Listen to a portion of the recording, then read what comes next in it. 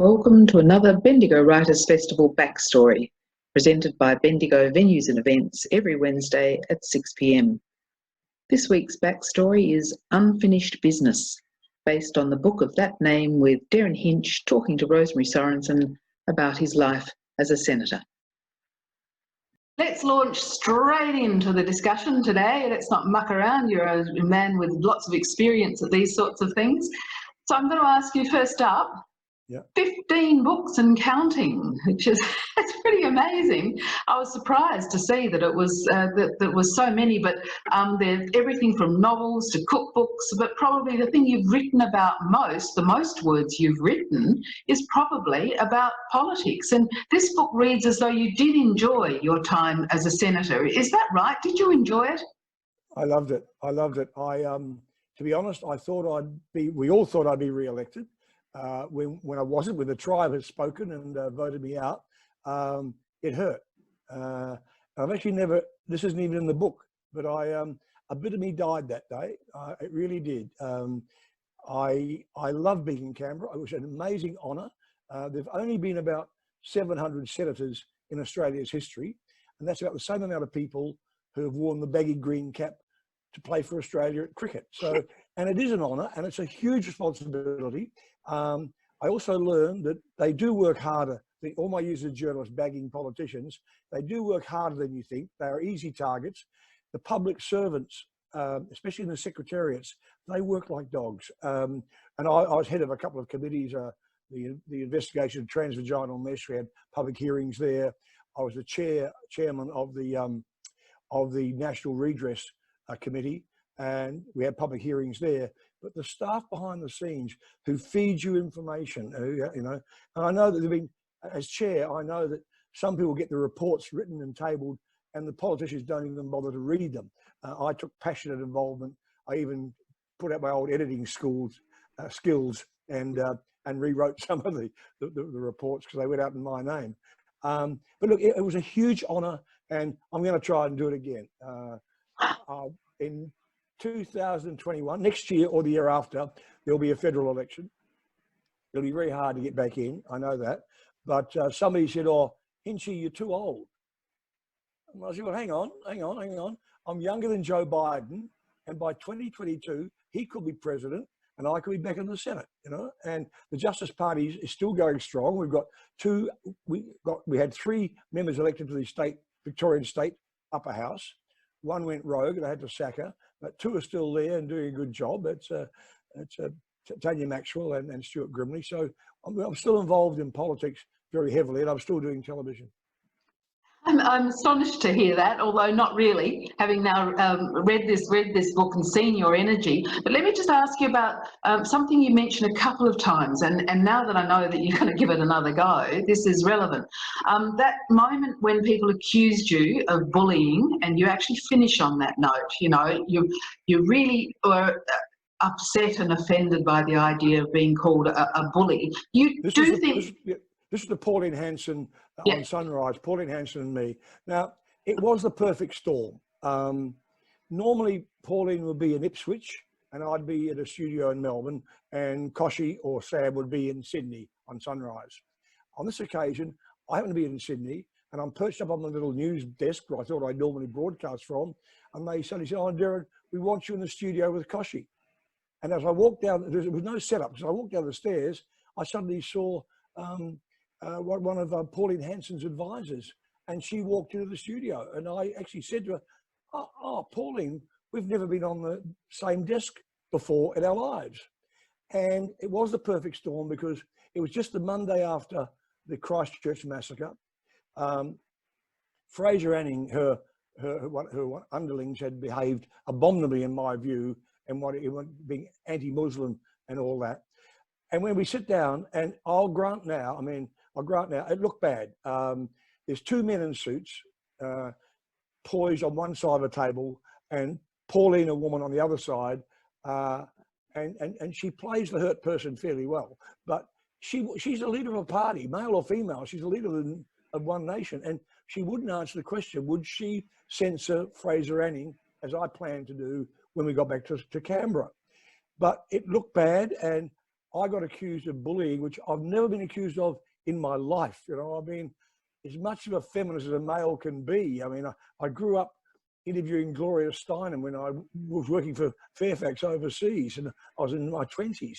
So it really hurt, but it also hurt me at the ballot because it hurt me with conservative voters.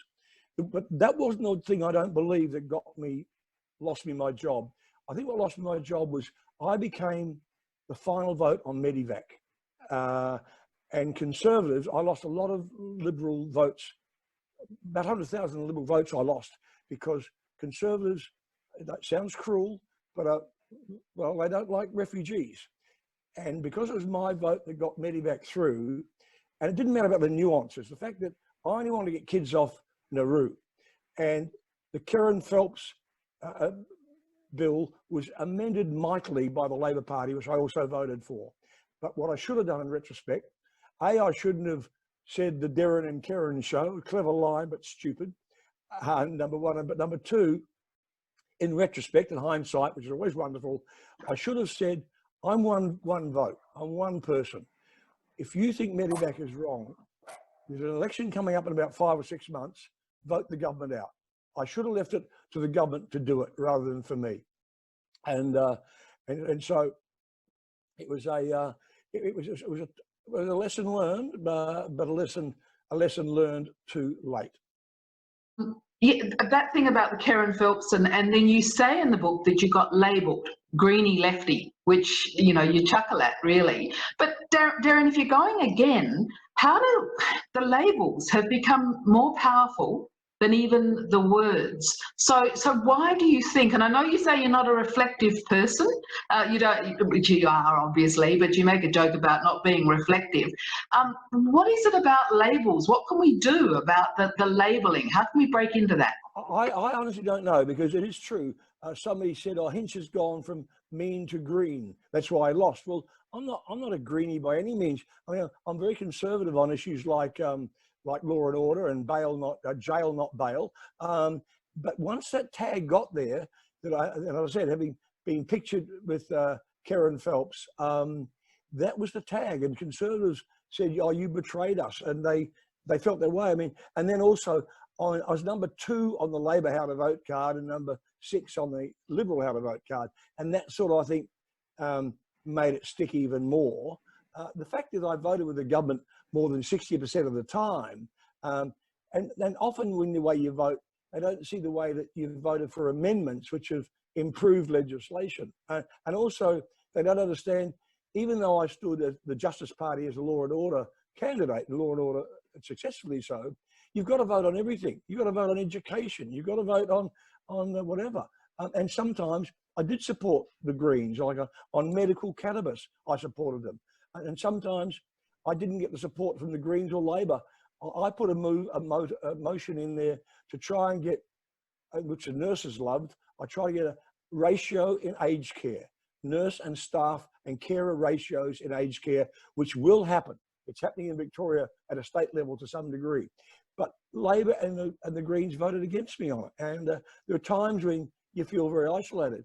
And I remember when it came around that I was going to be the vote that cast the casting vote on Medivac, I knew, look, I said at the time on radio, sometimes you vote for not what is right, not for what will get you re-elected. And boy, that was pretty obvious this time around. You came in at a pretty interesting time, though, because the thing that really excited you, and it starts the book really, is the same-sex marriage vote, and you were there for that, which is pretty. It sounds as though it really was a highlight for you. Yeah, the same-sex marriage vote. Well, one vote I was proud of, and it got misinterpreted by my gay friends. Mine was the vote that sunk the plebiscite. I didn't think we should have a plebiscite. We didn't need a plebiscite. The government, we were elected, and we, as a parliament, we should have voted in favour of same-sex marriage. Malcolm Turnbull, I'm reading his book right now. He was strong on it, but he sort of wavered a bit because I suspect to get the job, he had to make some promises to the ultra conservatives, like the Tony Abbotts of the world, who voted against same-sex marriage. So I voted against the plebiscite, and I wasn't in favour of the postal vote either. But because with the plebiscite, I talked to women with families, gay women with families, and they said, our kids at school will be hurt by this. And it was a very valid point. But when the thing about the postal vote was, in the end, it worked, because I'm glad we had the postal vote. And I actually went to Sydney, Italy, where they're counting the postal votes in full HazChem stuff, because I was scared of chemicals being in the ballots. And I went up there and spent some time there. But the postal vote proved that Australia wanted it. That we found out, because of the postal vote, that even in Abbott's own electorate of Warringah, I think it was the second highest vote in favour of same-sex marriage in the country. And so that, to me, that was one of the great things. But the second great thing, by fluke, I was standing next to Penny Wong in a Senate room when the numbers started to come through.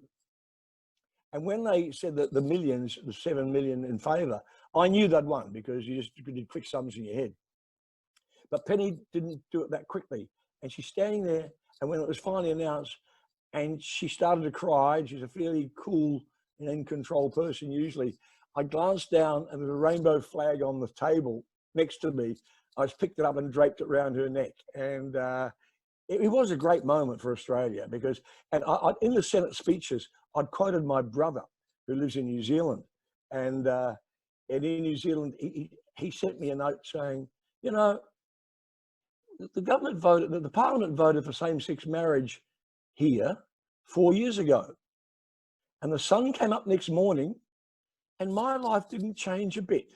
And I thought, what a perfect little story to be able to say to people, saying, don't be scared of this, just live your own life and let other people live theirs.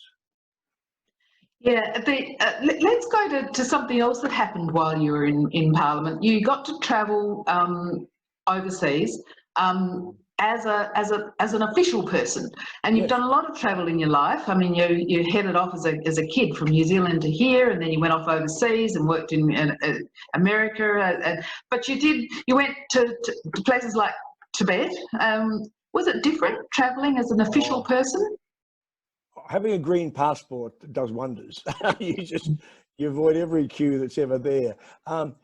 Three trips that I did that really stuck in my mind, and are amazing things to do. I went to New Zealand as part of a Australian delegation, and we're looking at aged care and things in other countries.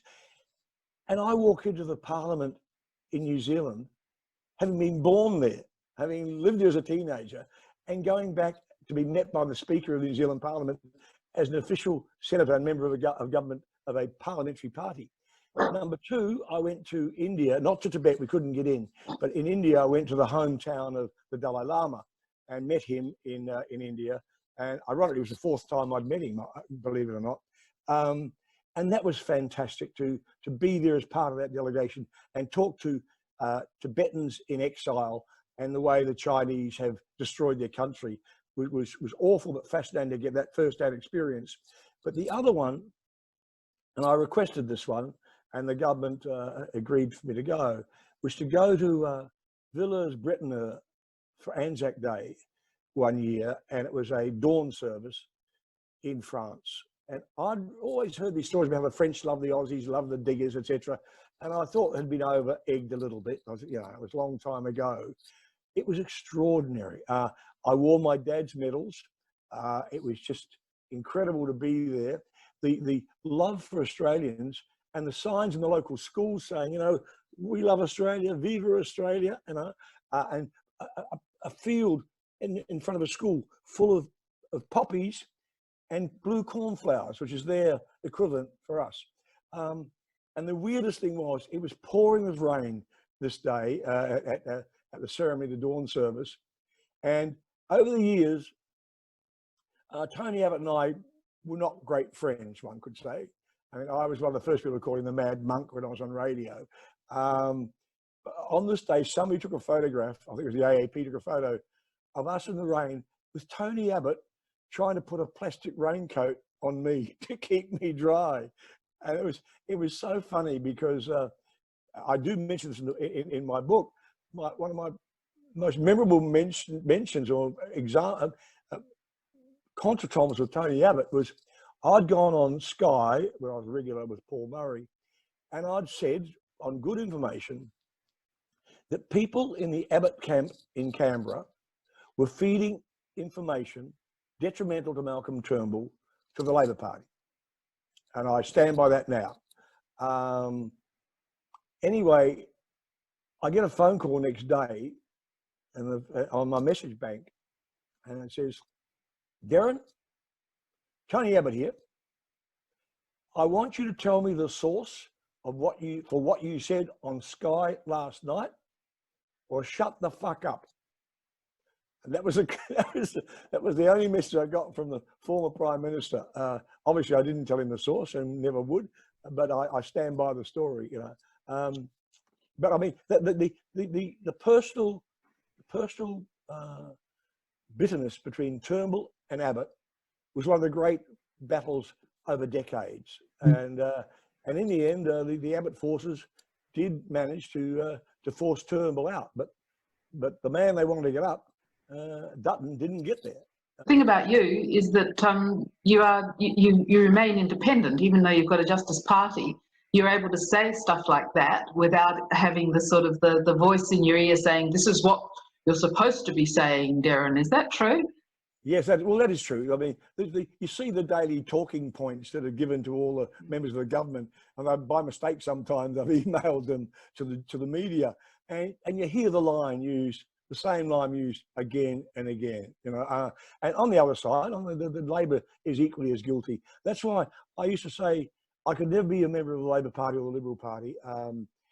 Well, for years, decades, I never wanted to get into politics. It just wasn't going to ever happen.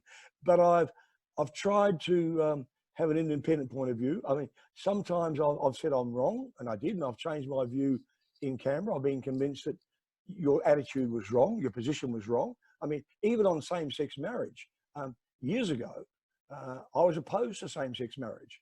I still believed in the idea of heterosexual marriage, and that was it. And it wasn't until two women in my life, Jackie Weaver and my then wife Chanel, they were in favour of same-sex marriage.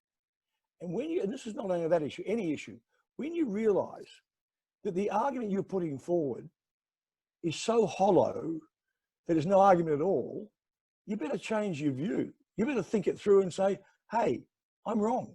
And on this one, I was wrong. I was just sticking to, well, that's the way it's always been. You know, it's like when you're at school, when your teacher, when you say, why? And the teacher would say, well, that's just the way it is. That's why. Well, that ain't the way it is. You've got to be flexible and be prepared to learn.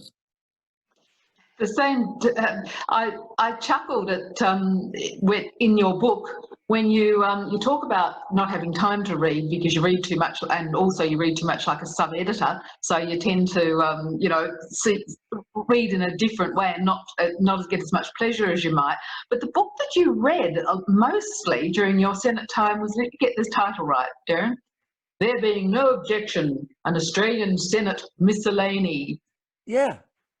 Fantastic, and I found it somewhere, and I'd read it on planes, it was fascinating. It's a fascinating book, and being the sub-editor, as I said, I found a mistake in it, you know, and it was a reprinted book, and I found this mistake because they said everybody remembers where they were in December 1976, in 1975 rather, and I said, well, I don't. I remember I was in November 1975, but not December. And it never got corrected.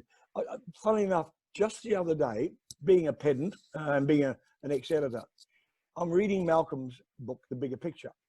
And on page 118, I found something, and I repeated a couple of pages later, and I was worried about it. It was quoting Menzies, and Menzies referring to people, possible people being cabinet timber. And it's spelled Timber. And I thought, surely that's timber, Timbre, meaning moral qualities. And it started out as a musical term, having timber, but it became a thing saying, do you have moral standards? So I texted Malcolm with this and said, I think Menzies meant timbre, T-I-M-B-R-E. He wrote back and said, well, he wrote B-E-R because I have the letter from 2004 which says it. And I said, well, I'll go with the letter, but I still think he was wrong.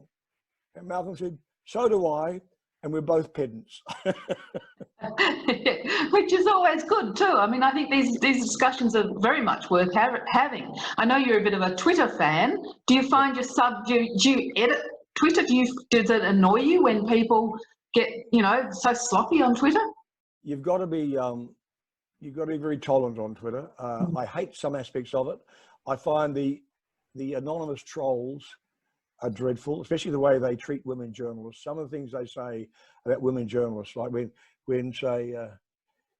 a female interviews the Prime Minister and doesn't get tough enough, they tweets come and say, "Oh, how long have you been rooting him?" You know, I mean, just awful stuff. As a journo, I always thought in the early days of my Twitter involvement that journos shouldn't block people. Now I do. I think if you're so obscene about somebody or me, I don't want to waste my time reading you. You know, I did say to somebody the other day, look, I've humoured you long enough. You're obviously a nutter. Goodbye, and don't reply. And so I've only probably blocked a couple hundred people over the years, but I'm not at all feeling guilty if I do it. I think the rules have very much changed, and they are forcing us to change with them, aren't they? Yeah, I mean, some of the stuff is just, and some of it's so defamatory. I find I have to block people on my Facebook page, personal and Justice Party page, because especially when you've got an issue about pedophilia. And a judge, it happened this week, I put up a post about a former prison guard who had 1,000 videos of kiddie porn from toddlers to girls under 13 and more than 1,000 videos. He could have got another 1,000 images. He could have got 14 years jail. The prosecution only asked for 15 months. And he walked free with a community service order. Now, I attacked it and attacked the judge and said, until judges start taking child porn seriously and realizing that for every time somebody buys a piece of child porn, a child has suffered. A child maybe has been injured. Sometimes a child has died. But then you get all the trolls come on Facebook and they say, that's because all judges are pedophiles. And when you've named the judge, you have to delete that or hide it. And so, because it's been proven now, in a case I'm not always sure about, that if you are the host of a Facebook page, you are publishing that information. So you become as guilty as an editor of a newspaper who maybe lets a defamatory letter appear on his or her letter pages. So you have to be far more disciplined. And also you can't see everyone that comes through because they come through in their hundreds, you know. Something else that's changed, Derryn, is in terms of standards, is the standard in Parliament. You know, you at one stage there in your book, you're talking about what's going on in the Parliament and naming various people, and you end one of your sections by sort of saying this lot has got no idea about the Westminster system. But you still must admire some people in Parliament and in the Senate. So I'm just wondering what makes a good senator? Who are the people that you admire? Well, in my first book, Hinch versus Canberra, and I've done this again this time with the good, the bad and the ugly, and I rate for good or for bad, for better or for worse, about 20, 25 of the top people in 200 words or less. With Fraser Anning, I didn't need many. But look, the good people in my first book, I said the three people I trusted most were Matthias Cormann, who was then he was the finance minister. Whenever we dealt on an issue, you trusted him, and he was very worthy. Stephen Parry was the president of the Senate, and on the other side, Penny Wong. I thought she was very trustworthy and very honourable. By the time the new book came out last month, Parry has gone. He betrayed himself and the system. He was guilty under Section 44. He was not eligible to be in the Senate, let alone be president of the Senate. He knew for months that he was dirty. So did our current ambassador to the United Nations, Mitch Fifield, knew because he discussed it with him. And I suspect George Brandis, our High Commissioner in London, also knew. He was advised just to stay put and see what happens to everybody else in the High Court. So he was a man who's handing up other people's names to a High Court, like Fiona Nash, to be tried and he'd possibly evicted. And yet he sat there on his presidential salary and his presidential private dining room, his presidential little back garden, and said nothing. So he lost me. Matthias Cormann lost me for his betrayal of Malcolm Turnbull. I mean, a day before I suspect he was doing the numbers for Dutton. So very good friends. They walked or ran to work every day together. I can't believe he didn't know until Dutton decided to run that he was going to run.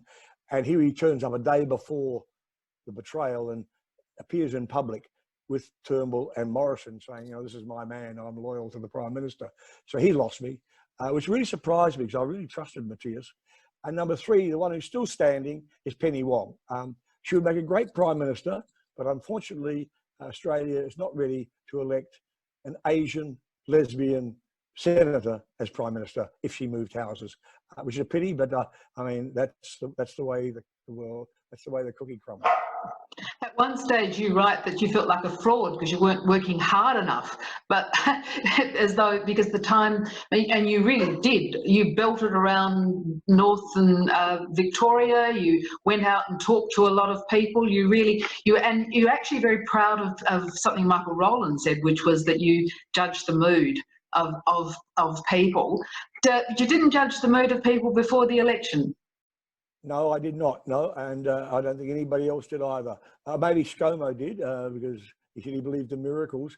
We were all blindsided. I didn't totally count the Libs out, but I thought they would lose. Travelling around Australia, especially around Victoria, I covered about 10,000 kilometres talking to people. It was short. I mean, I think Shorten lost the election rather than Turnbull winning it. Rather than ScoMo Morrison winning it. I think we placed too little factor in the fact that Shorten was not a very popular person.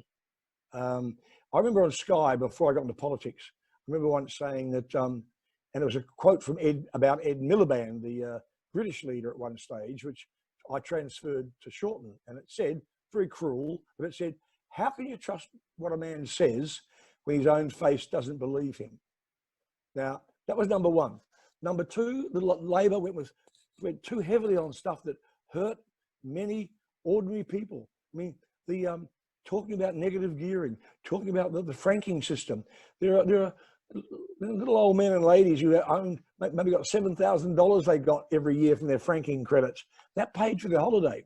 And I think that Labor lost the election on the Sunday before the election. You know why? It was Mother's Day. And I reckon families got together and Grandma said and Grandpa said, and to their kids and their grandkids who are now voting age, they said, this is terrible. If Labor gets in, we get $5,000 a year from franking credits. That pays for our holiday. And so it turned people off and they put too many things on the table. ScoMo and Morrison just virtually campaigned alone. You didn't see much of his cabinet. You didn't see much of anybody else except for, I guess, Frydenberg a little bit. And they managed to call the franking credits an attack on the retirees tax.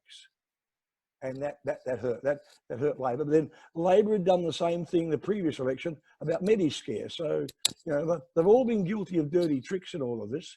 And I think because of, even though we're going to have a deficit of about $150 billion when the budget comes down in October, I think Hinch's hunch, and I always say I'm often wrong, I think Labor will have a very hard time winning the next election. I think Albo's really got a big uphill battle because Morrison and Frydenberg have handled coronavirus sensibly and quite strongly. And we are in for a hell of a couple of years.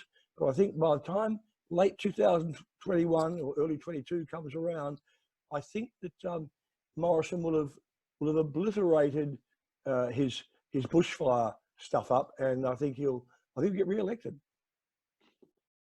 So that, I guess the next book will be what period of time, Derryn, for writing I forward don't know. now? Look, I haven't written anything while I've been in lockdown. I've hardly read anything either. I haven't watched one. Oh, I lie. I've watched one thing on Netflix or Stan or Foxtel, and that was the first episode of Secret City Part 2. So I knew that's where they kill off Jackie Weaver. So not for that reason, but I mean, I wanted to see her performance in that, and I knew she was going to die in the first episode. This is some inside information about television. She'd been asked to come back to Australia to do a second series of Secret City, which is very successful, and she didn't want to do it. So I'm going to go to Canberra in winter. I don't want to do it, and she held out and held out. And they said, "Well, will you come for 1 week?" And she figured, well, if they come for 1 week, they've got to kill me off. And that's exactly what happened under the big American eagle in Canberra. But I knew, because I waited back in Canberra when she came out, so I could see her. And she told me she's only here for a week. So I said, well, how do they kill you? And the weirdest thing was, we went up to my office in Canberra, in my Senate office, which is very lovely. And we're sitting there, just the two of us. And I said, who would have thunk it? I mean, here you are playing the Attorney General of Australia in Canberra, and you're sitting in my office as a real senator. I mean, you wouldn't have laid a bet on it 10 years earlier, 20 years earlier. No, indeed, indeed. It's been. I'm going to come to the thing the woman in Shepparton said to you as well at one stage, where you said she says something very quietly to you. I'll come to that in a tick, but I want to talk about. I mean, wasn't the first novel called Death in Paradise? No. The first novel was Death at Newport, and that was set around a murder mystery at the America's Cup. And then my second novel, and I'd love to write. I love writing novels. I really love writing both of them. Death in Paradise was about well, in both of them, I shouldn't do it. I call them faction, because in Death at Newport, I invented a character, and she was named. She was based on I called her Penelope Pike, and it was based on Doris Duke, who is one of the wealthiest little girls in America. And she lived in Newport, and so I rebuilt a murder mystery, a kidnapping and murder mystery around Penelope Pike. So you use real stuff, and I went and visit real Newport mansions and real things like that, and based it around the real America's Cup. And then the second one, Death in Paradise, was a very sexy, beautiful French actress called Monique Monet, MM, based on BB Brigitte Bardot. And for research, I went to Nice and I went to Saint-Tropez, and I visited Bardot's home, but she wasn't home. But I could then write about genuine issues. And it was all, Death in Paradise was based on her coming out to protest against the bombing of the Rainbow Warrior and the French tests at Mururoa. And so, the biggest compliment I got paid on that book was, there's a chapter in there about the French Secret Service, and they have sent some agents out here to kill somebody, even kill Monique Monet during the protests. And I was doing the midday show at the time, and just before I got a call from our lawyers, from my publisher, and they said, "Oh, Derryn, got bad news. The lawyers have called, and chapter 11 either has to be radically changed or just wiped." And I said, "Why?" And I said, "Well, because you accuse the head of the Secret Service, Mr. Chartier, of murder or planning murder, and we can't go with that." And I said, "Hang on, I've never seen the French Secret Service. I've never been inside them in Paris. And Mr. Chartier was based on a fat guy I used to work with at UPI in Montreal. So there's nothing to do with it. You know, he doesn't exist." And I said, "Well, if you think it's so real, then that's a great compliment, you know." I'm just thinking maybe death in the Senate, but then we're going to have a lot of problems. You've got some time now, Derryn. You could get going with another novel, Death in the Senate. Yeah, well, that's true, yeah. I've been approached to write a book about television, but I sort of mentioned that in the past in one of my other books, That's Life. I remember saying that, I said that people say that television's a dog-eat-dog world. I said, no, it's not. it's a rat-eat-rat world. But look, I don't know what I want to do next. I'm taking a bit of time off from it, and then I will write another book. I love writing. I still do a lot of it in terms of editorials and things like that, and your 240 words on Twitter. But I did all the research for another novel, and it's partly set in Japan, and then partly set in Hawaii, where I used to live. And for research, I actually trod the Nepali coast. The coastline is so rugged, and I spent 5 days in there and went back to where Elizabeth Taylor's son used to live. They had a little Taylor town hidden there, and I stage in the novel. I sort of stage a disappearance, and I've done all the research. I went to Tokyo to research it. I went to other places, went to Hawaii. So all the notes are there. Whether I go back to that one or not, or try something new, I don't know. That was one of the questions I was going to ask you, whether you wanted to do another novel, because I'll come back to that, what that woman said in Shepparton. Do you remember you went to, and they were playing bingo, I think, in Shepparton, yes. and a very quiet woman said, "Is there anything you haven't done, Derryn Hinch?" And you finish a little part of your book with that. What did you say to her, Derryn? Is there anything you haven't done? You know, yeah. I shocked somebody this week was a revelation that not many people knew. There was the other day there was apparently an ABBA special on television, I think on Channel 7, and somebody tweeted and said, "Little known fact: Derryn Hinch was the president of the ABBA fan club in Australia." And I was, but for a different reason. I was editor of the Sydney Sun at the time. It was 1976. And I was going to work one morning, and I saw a little kid on a tricycle, and he's singing, "Hey, hear the drums, Fernando." And I thought, a kid that size, that's an ABBA song. I thought, a kid that size is doing this, there must be something in this. And they got to #1 in Australia before anywhere else in the world, thanks to Countdown. And so I said to my senior staff, I said, "Listen, I think this is a big deal. I think we should start an ABBA fan club and have an ABBA page on once a week in the paper," which we did. And I just made myself president of the ABBA fan club and didn't ask ABBA's permission or anything. And the weirdest thing, well, two things. One, in the first few days, we got 35,000 members. And in those days, it cost 30 cents to send them a letter back. And I had to go to management and say, "Listen, my budget's blown. Can you give me 35,000 times 30 cents? Because I need it." And then the editor of the paper in Perth said, "Oh, can we start a branch of the ABBA fan club over here? How we do it and what would it cost?" And I bravely said, "Oh, look, I can get permission for you. You start it.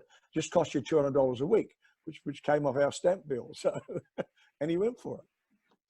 You've done a terrible thing. You put the song Fernando in everybody's head, and we're all going to have that now. We will. I'm not sure I'm grateful for that, but it's all that's happening. So I guess the answer to anything you haven't done is no, really, because you're still doing it. Well, that's the thing. Somebody asked me, because the other day, the picture appeared, they had a story on the weekend papers of, is the long lunch coming back? And a journalist interviewed me because the editor said, "Call Hinch because he was the king of the long lunches." And we used to joke that we had bankers' hours for lunch on Fridays, 1 till 2, which was 1 p.m. till 2 a.m. But the picture they ran with it, as a circuitous answer, but the picture they ran with it was a picture of me and Jackie Weaver and Dylan, my stepson, at the flower drum. And they said, "Here's a long lunch." They are both sitting there with the longest faces you could ever imagine. Because it wasn't a long lunch photo. It was us at the flower drum the day the cops came there, the sheriff came there to arrest me and take me to jail. So, that was that very day. So Jackie's sitting there looking like she's having the most awful time of her life. But anyway, after that picture appeared, that story appeared, somebody wrote to me and said, "Which is the greatest decade, do you think, of your life?" It's a good question.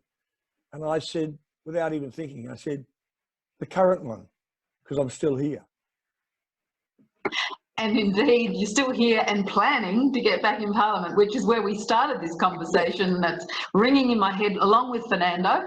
That information is in my head. Derryn, let's hope that we can get you up for a long lunch.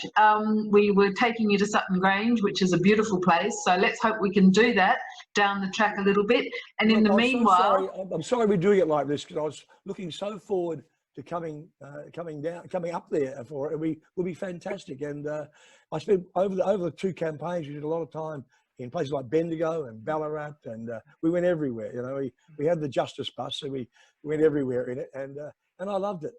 We went and danced in nursing homes with old people, and we had a most wonderful. It was a fantastic time. And believe it or not, people are usually pretty good. I'll give you one bad example though. You can tell when somebody's coming after you, right? And I'm in a shopping centre, and this guy says, "Yeah, I got a bone to pick with you." I said, "Well, ask me anything." He said, "Yeah." He said something like, "Why are you guys just in there to get the big pension?" And I said, "Well, actually, if you're elected after 2004, you don't get any pension." Okay. He said, "Oh." I said, "Okay, ask me something else. Ask me why I travel business class." He said, "Okay, why don't you travel domestic?" I said, "Well, I do travel domestic. I travel business class." He said, "Well, why?" I said, "Because Virgin doesn't have a first class." And his wife said, come on, Fred, and dragged him away. I could have said, "I don't travel economy, so I don't meet people like you," but I didn't know. Derryn, I think on that note, which surprised me, is exactly what you meant to do. And I think on that note, we'll say thank you enormously for joining us, and we look forward to the campaign trail, but especially to a long lunch in Bendigo down the track. Congratulations on another book. Thanks, Derryn Hinch.